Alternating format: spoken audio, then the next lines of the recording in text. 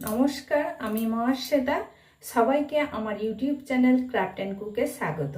আজকে আমি আবারও একটা নতুন রেসিপি নিয়ে চলে এসেছি। আজকে খুব সহজেই বাড়িতে কিভাবে বিরিয়ানি বানাবেন, দোকানের মতন খুব সহজেই।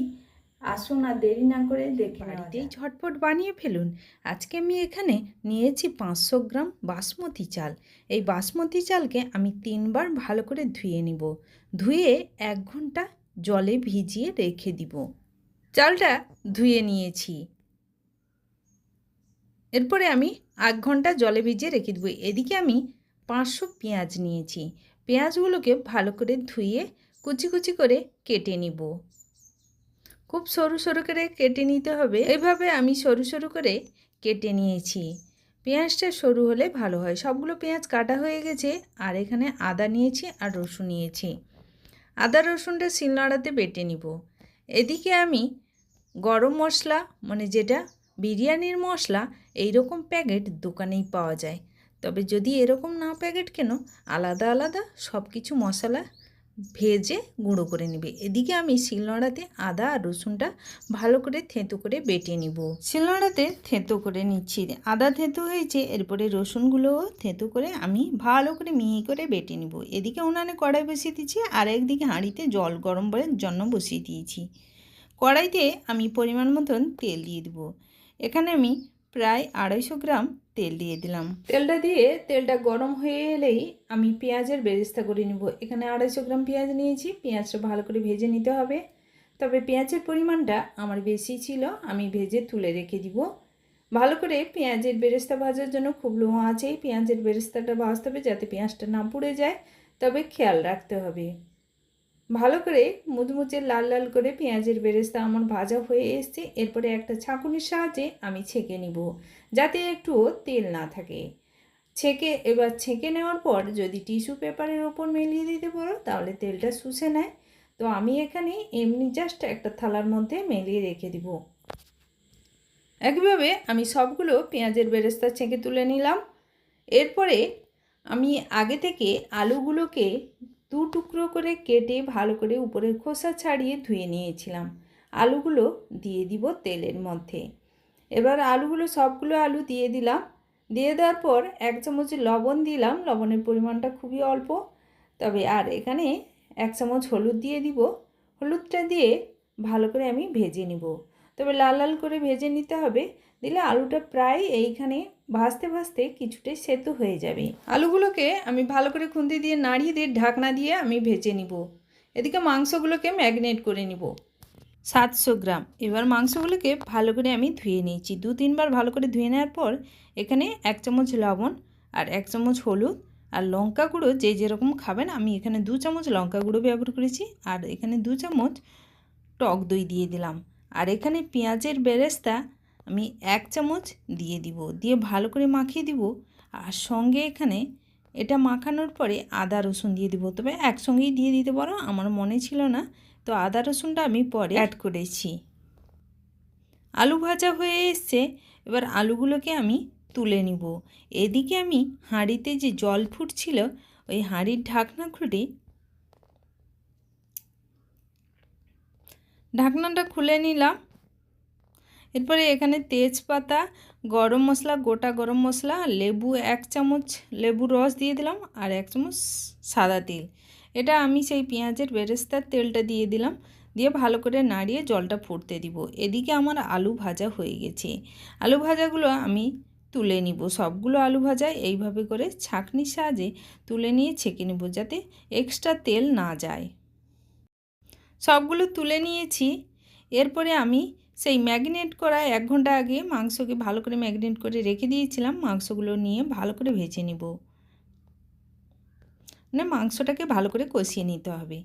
সবগুলো মশলাও দিয়ে দিলাম। দিয়ে ভালো করে কষায় যখন তেল ছেড়ে দিবে, তখন ভাববে কষানোটা ঠিক আছে। আরও ভালো করে কষিয়ে নিতে হবে, যাতে মাংসটা ভালোভাবে সেদ্ধ হয়।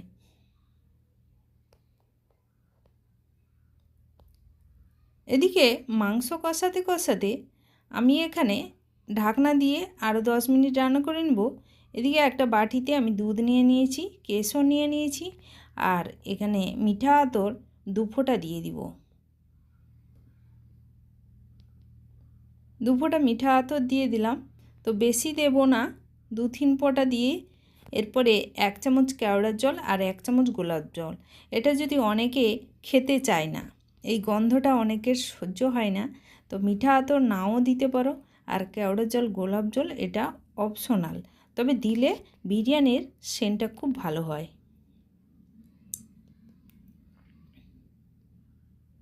দিয়ে ভালো করে আমি মিক্সড করে এটা রেখে দিব। 10 মিনিট রেখে দিলে এই কেশরটা ভালো করে হলুদ হয়ে যায় দুধের সঙ্গে।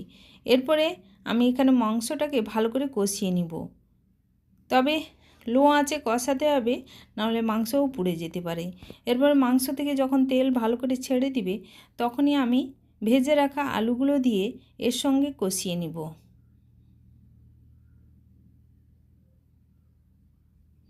কষিয়ে নিতে নিতে এরপরে অল্প একটু জল দিয়ে রান্না করে নিব। জল দিয়ে এখানে আমি অনেকগুলো কাঁচা লঙ্কা চেরা দিয়ে দিব, দিলে গ্রেভিটা খুব খেতে টেস্টি হয়। দিয়ে দিলাম কাঁচা লঙ্কা চেরা, আর সঙ্গে দিয়ে দিব বিরিয়ানির মশলা। 1 চামচ মতন এখানে বিরিয়ানির মশলা দিয়ে দেব। দিয়ে ঢাকনা দিয়ে আরও 5-10 মিনিট ভালো করে রান্না করে নিব। এদিকে রান্না করতে করতে আমি ভাতের জলটা খুবই ফুটছে, যখনই ফুটবে তখনই ওই চালটা দিয়ে দিতে হবে। ভেজে রাখা চালটাকে আমি দিয়ে দিব। চালটা অনেকটাই ফুলে উঠেছে, যেহেতু ভিজিয়ে নিয়েছিলাম, আর বেশিক্ষণ রান্না করতে হবে না। এইভাবে ভালো করে নাড়িয়ে দিব।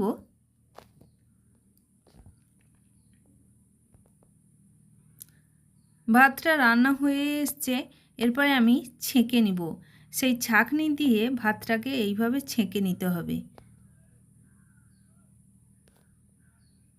আমি দেখে নিব কতটা হয়েছে, প্রায় হয়ে এসছে। এই অবস্থায় ছেঁকে নিতে হবে, কারণ আমি আরও 10 মিনিট দমে বসাবো, ওই জন্য আমি ছেঁকে নিচ্ছি। ভাতটাকে ছেঁকে একটা বড় পাত্রের মধ্যে আমি তুলে নিব, যাতে একটুও জল না থাকে। এরপরে আমি হাওয়াতেও রেখে দিতে পারো, বা এমনি থাকলে কোনো অসুবিধা নেই।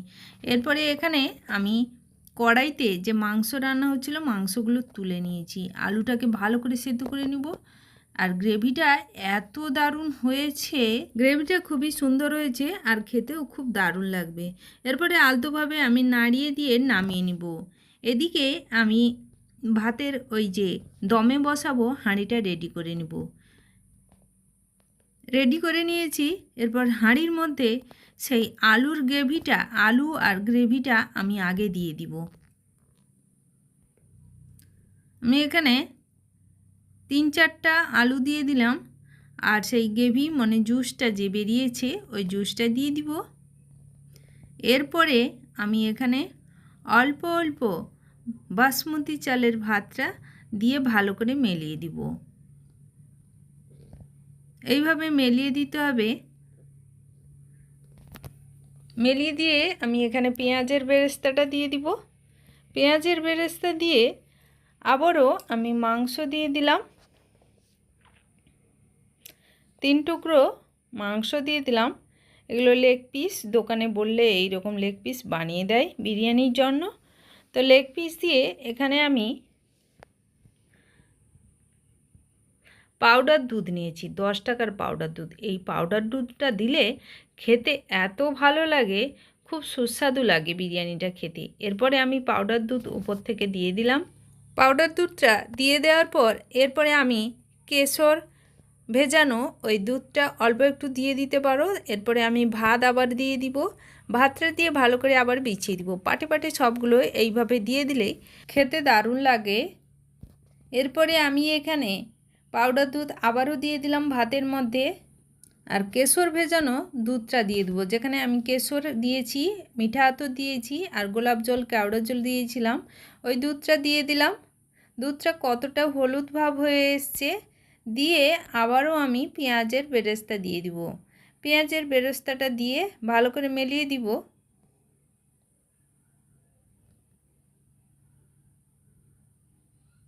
এরপরে আবারও আমি আলু আর গ্রেভি দিয়ে দিব, আর মাংস দিয়ে দিব। এইভাবেই সবগুলো সাজিয়ে দিলে দেখতেও খুব সুন্দর লাগে, আর খেতেও দারুণ লাগে।